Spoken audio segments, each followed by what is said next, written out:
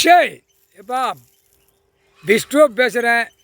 கணக்கு விவசாய கவர்மெண்ட் போட்டாச்சு. நீ போய் ஆட்டிக்கிட்டே இருக்கணும். டெல்லியிலேருந்து தமிழ்நாடு டெல்லி வரைக்கும் எல்லாமே கடிச்சு குதிர விடு.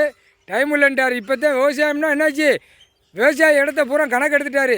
விவசாயத்தில் அசிங்கம் பண்ணி வச்சுருக்கான், அகம்பாதம் பண்ணியிருக்கான், சேட்டை பண்ணி வச்சுருக்கான்.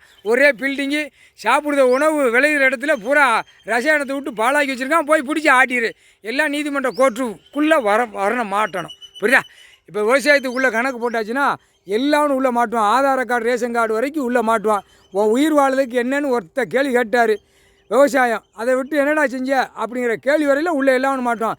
இதுதான் 2ஆம் நம்பர் உள்ளே மாட்டுவான். விவசாய இடத்துல பூரா கெட்டி 2ஆம் நம்பர் ஓடுதா, இதில் தான் உள்ளே மாட்டுவான்.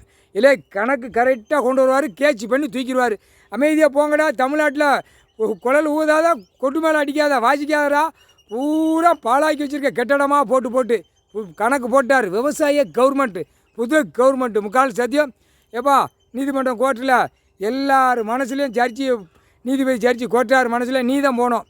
விவசாய கவர்மெண்ட்டுன்னு மனசில் ஏற்றிரு. ஆட்டா முடிய உள்ள விவசாயம் எங்கே நடந்துச்சு, இந்த நீதிமன்றத்தில் எத்தனை எங்கடா காணுங்க தேடையில் உள்ளே எல்லாரும் உள்ளே போய்கிட்டே இருப்பான். முக்கால் சத்தியம். இது ஒரு ரப்பு கணக்கு நம்ம போடுதோம்.